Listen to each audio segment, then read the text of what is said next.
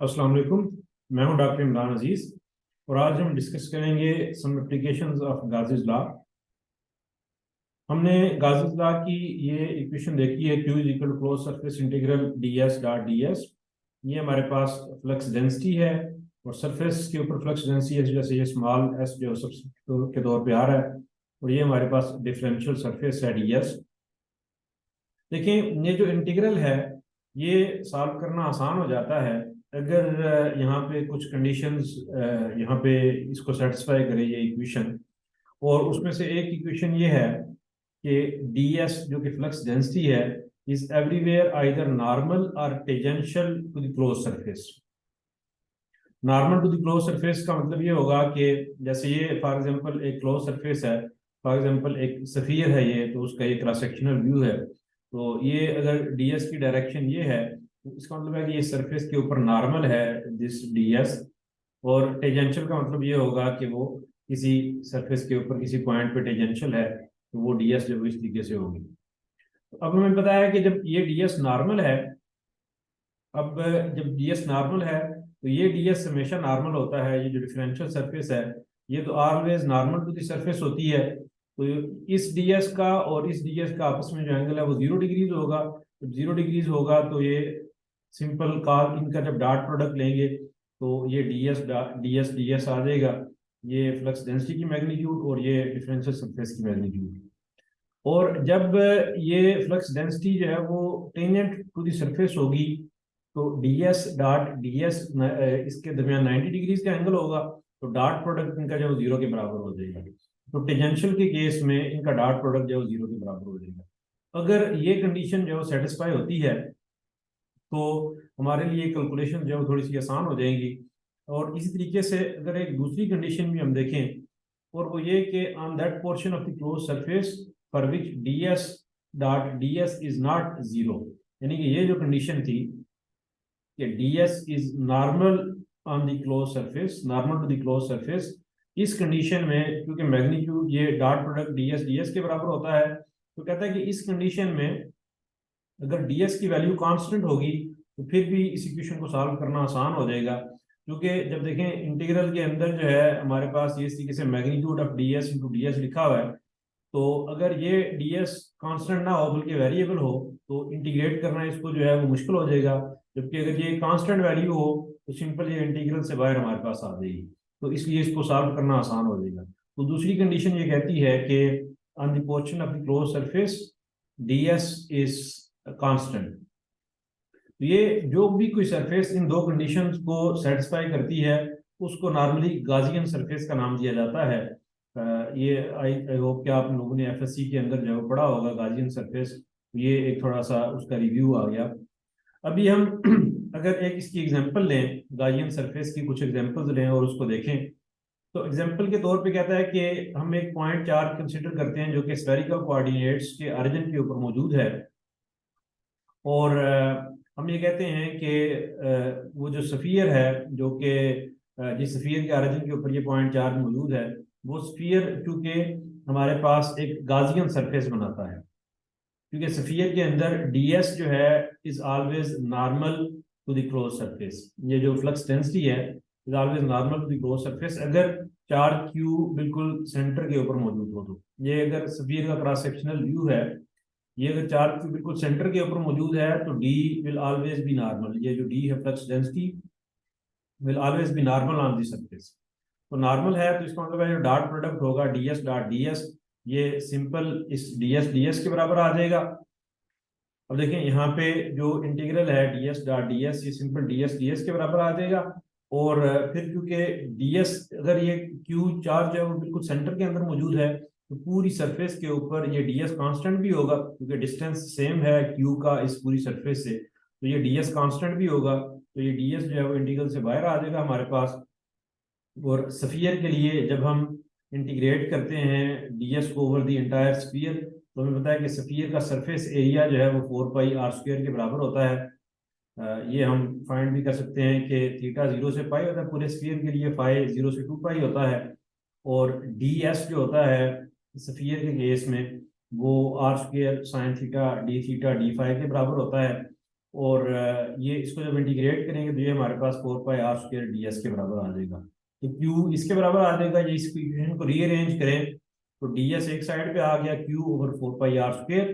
और इसी को अगर वेक्टर फॉर्म में लिखते हैं तो इसकी जो डायरेक्शन है वो रेडियली आउटवर्ड होगी ds की। तो d is equal to q/4 pi r² into ar unit vector.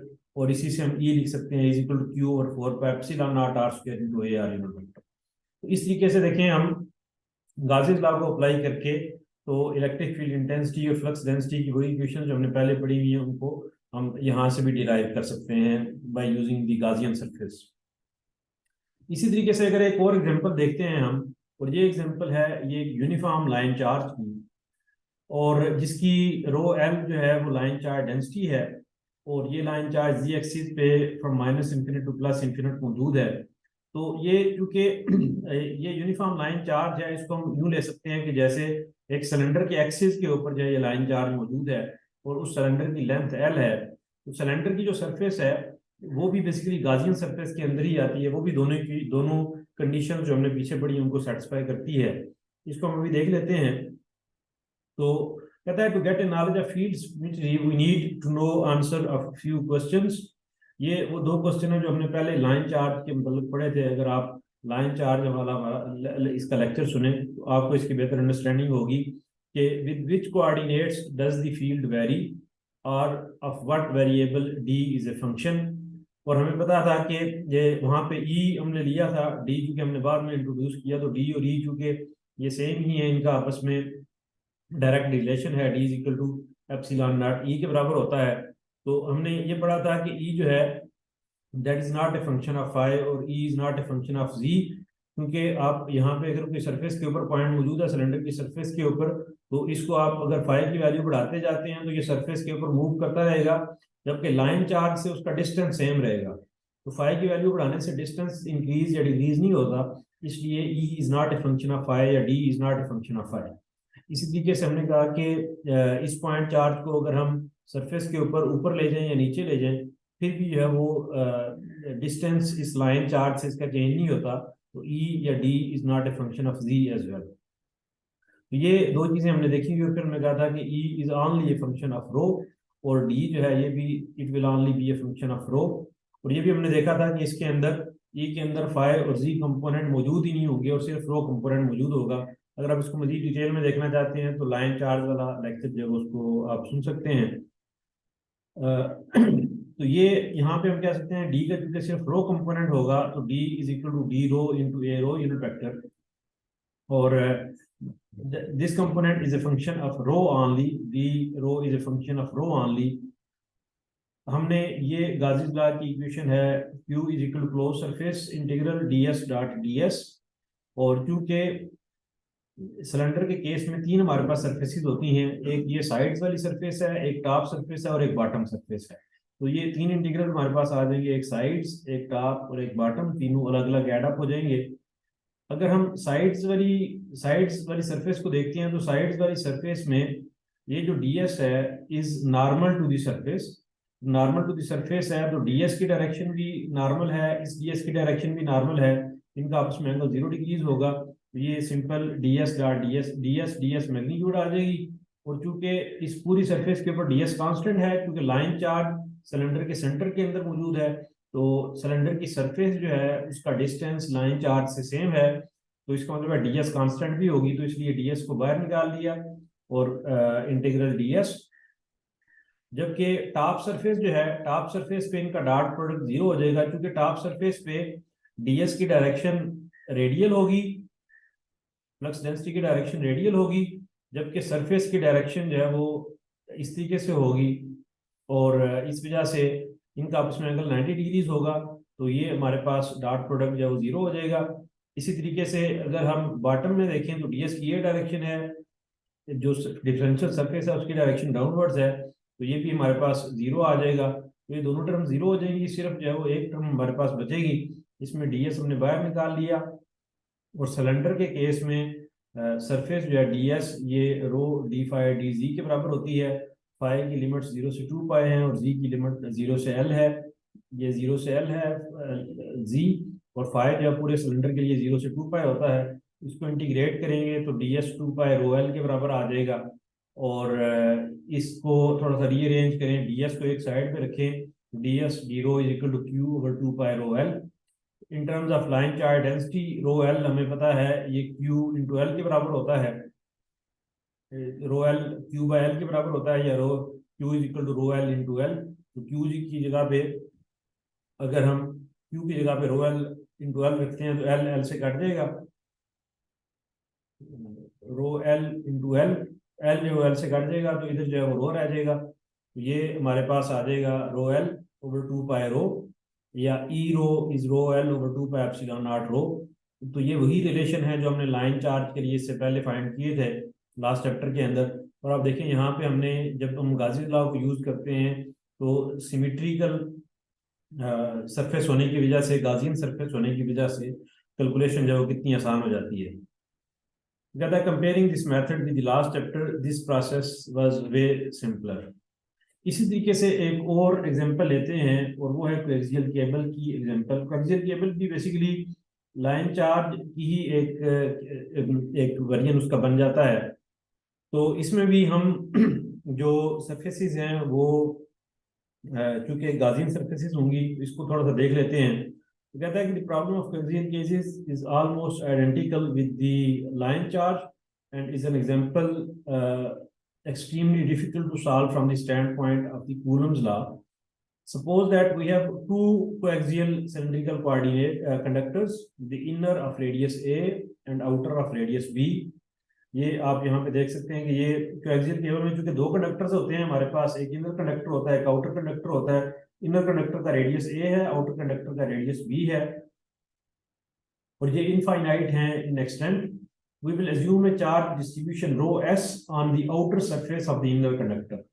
Inner conductor की जो outer surface है उसके ऊपर ये हमारे पास surface charge density है rho s coulomb per metre square. तो ये है। अब कहता है कि चूंकि symmetry conditions show us that only d rho component is present, इसको हम लाइन चार्ज के तौर पे ले सकते हैं, और लाइन चार्ज में बताया कि सिर्फ रो कंपोनेंट जो है वो एग्जिस्ट करता है, and it can only be a function of rho and not a function of phi and z. A right circular cylinder of length L and radius rho, where rho is greater than A and less than B, is necessarily chosen as the Gaussian surface, and we quickly have Q is equal to ds 2 pi rho L. ये वही equation है जो भी हमने last slide के अंदर देखी थी। यहाँ पे Q is equal to ds 2 pi rho L ये लाइन चार्ज के लिए थी, और यहाँ पे भी चूंकि हम लाइन चार्ज को ही डिस्कस कर रहे हैं, ये कोएक्सियल केबल लाइन चार्ज की ही एक टाइप बन जाती है कि जैसे ये जो बीच वाला कंडक्टर है वो it acts as a line charge. तो हम ये कह सकते हैं Q is equal to ds 2 pi rho L। और अगर हम यहाँ पे कहता है कि total charge on length L of the inner conductor अगर हम देखना चाहें in terms of rho S surface charge density, तो हमें पता है कि ds और जो फ्लक्स डेंसिटी है ds और रो एस, इनकी जो कि सेम होती हैं,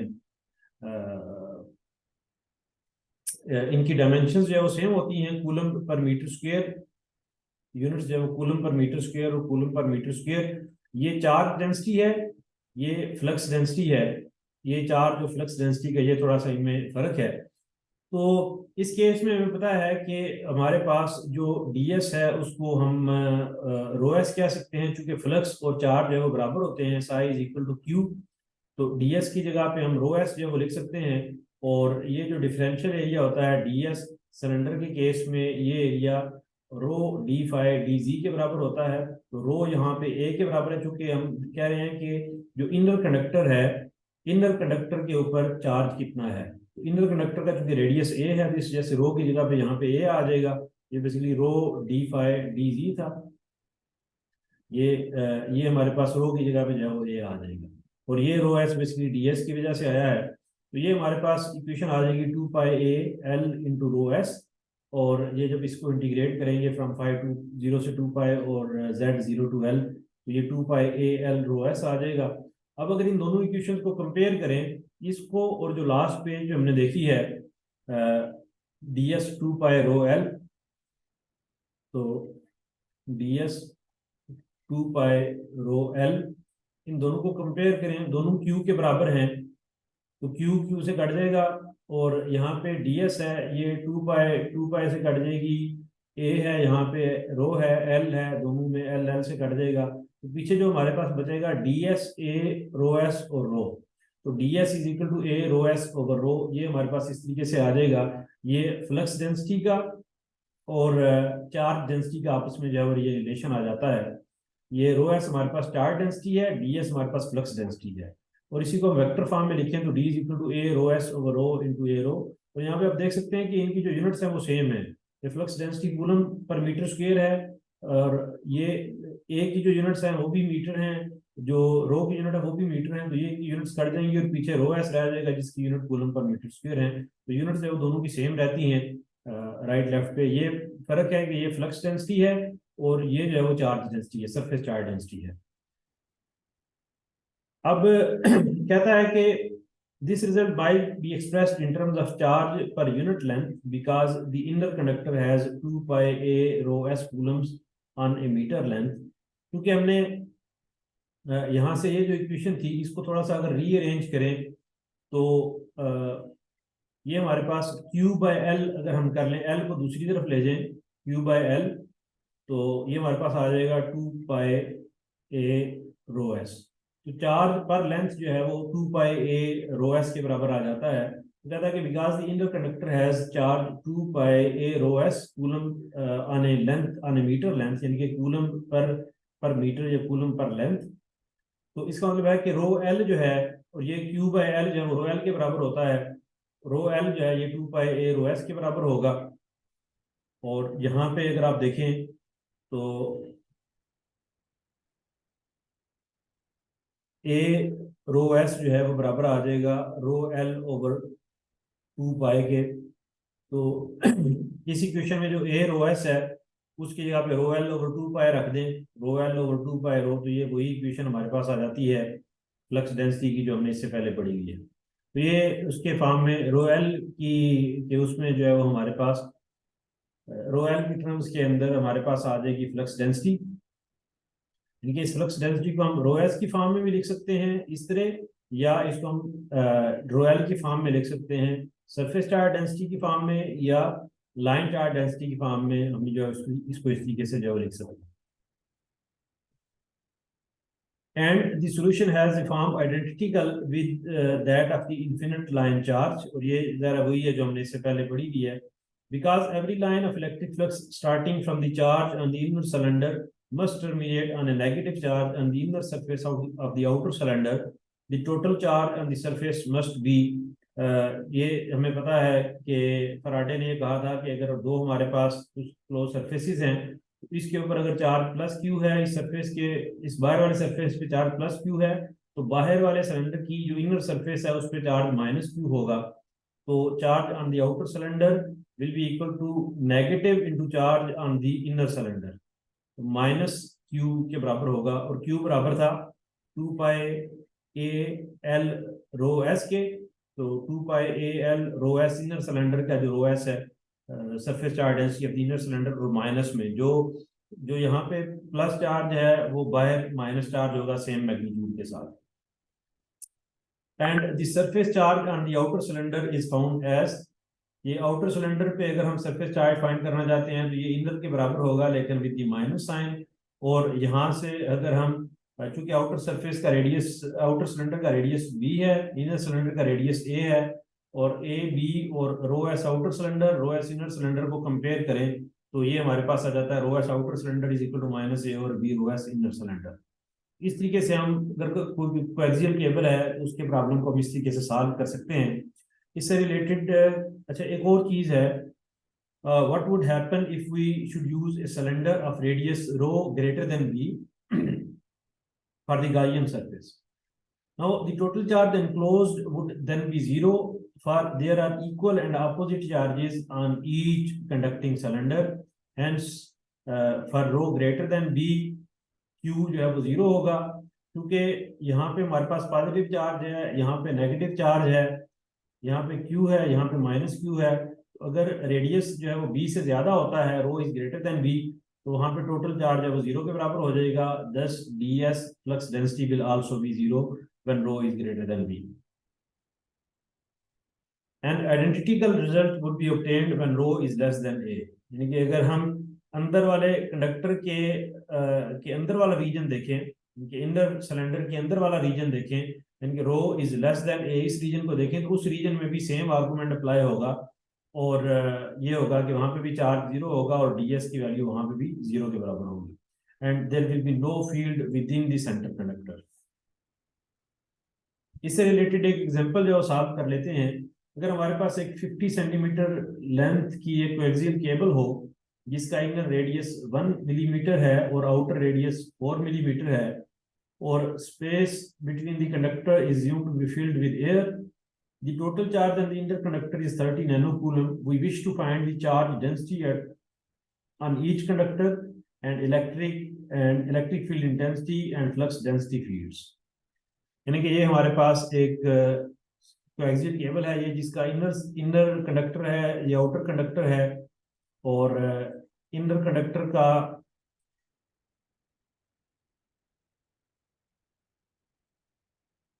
कंडक्टर का रेडियस जो है वो, इनर कंडक्टर का रेडियस 1 मिलीमीटर है, आउटर कंडक्टर का रेडियस जो है, सॉरी ये मसला है यहाँ पे, आउटर कंडक्टर का रेडियस जो है वो 4 मिलीमीटर है, और यहाँ पे इन दोनों के बीच में जो एयर फील्ड है 4 मिलीमीटर है ये, और total charge on the inner conductor is 30 नैनोकूलम। तो देखें हमने ये रिलेशन पढ़ा इस पिछली स्लाइड के अंदर, rho S on the inner cylinder is equal to Q inner cylinder over 2 pi A L. Q inner cylinder हमें दिया हुआ है 30 नैनोकूलम, तो 30 × 10⁻⁹। 2 पाई ए की वैल्यू, इनर सिलेंडर का जो रेडियस है 1 मिलीमीटर है, तो 10⁻⁻3। एल जो कि हमारे पास लेंथ ऑफ द केबल है वो है 50 सेंटीमीटर, तो ये 0.5 आ जाएगा। तो ये हमारे पास रो एस आ जाएगा इनर सिलेंडर का 9.55 micro coulomb per metre square, यानी कि surface charge density on the inner cylinder, outer surface of the inner cylinder. इस तरीके से क्योंकि रो एस इनर सिलेंडर और रो एस आउटर सिलेंडर का हमें पता है डायरेक्ट रिलेशन होता है, बल्कि वो क्यू का होता है, यहाँ से हम रो एस आउटर सिलेंडर जो फाइंड कर लेते हैं। अब चूंकि negative charge density on the inner cylinder of the outer surface is Q, inner cylinder जो भी था आउटर सिलेंडर पे भी वही क्यू की वैल्यू होगी, but with the opposite sign. ये +30 नैनोकूलम था, ये -30 नैनोकूलम है, और यहाँ पे रेडियस बी है आउटर सिलेंडर का, तो बी की वैल्यू 4 मिलीमीटर है, एल जो है वो 50 सेंटीमीटर है, ये -2.39 माइक्रोकूलम पर मीटर स्क्वायर आ जाएगा। रो डेंसिटी रो एस यानी कि surface charge density on the outer cylinder. ये चार डेंसिटीज हमने फाइंड करनी है। अब ई और डी की वैल्यू जो फाइंड करनी है, और कहता है कि इनर फील्ड्स में therefore be calculated easily. D rho हमने पढ़ा है जो कि फ्लक्स डेंसिटी है, डी क्योंकि उसका रो कंपोनेंट सिर्फ एग्जिस्ट करता है, इसलिए डी रो उसकी magnitude a rho s by rho के बराबर होती है, और ए जो है वो वैल्यू उसने दी हुई है 1 millimetre, rho S surface charge density on the inner cylinder, और रो की जो भी वैल्यू होगी वो यहाँ पे रखेंगे, तो उस वैल्यू के लिए हमारे पास फ्लक्स डेंसिटी की वैल्यू आ जाएगी। क्योंकि रो जो है वो बेसिकली ग्रेटर देन ए और लेस देन बी ये रीजन है, यानी कि जो बीच वाला रीजन है, ये जो बीच वाला रीजन है, ये इसकी बात हो रही है greater than A and less than B. तो इस रीजन में जो भी रो की वैल्यू रखेंगे वहां पे फ्लक्स डेंसिटी आ जाएगी हमारे पास। इस तरीके से ई रो जब करेंगे तो एप्सिलॉन नॉट से डिवाइड करेंगे तो ये ई रो बन जाएगी, और यहाँ पे भी रो मौजूद है, जब रो की वैल्यू रखेंगे तो इलेक्ट्रिक फील्ड इंटेंसिटी की मैग्नीट्यूड हमारे पास आ जाएगी। So both of these expressions apply to the region rho greater than 1 and less than 4 millimeter. For rho less than 1 millimeter and rho greater than 4 millimeter, E and D are 0. ये जो हमने पढ़ा था कि ये इससे बाहर जो रो की वैल्यूज हैं वहां पे भी फील्ड जो है 0 होंगी, और इससे अंदर जो रीजन है वहां पे भी फील्ड जो 0 के बराबर है। तो थैंक यू वेरी मच।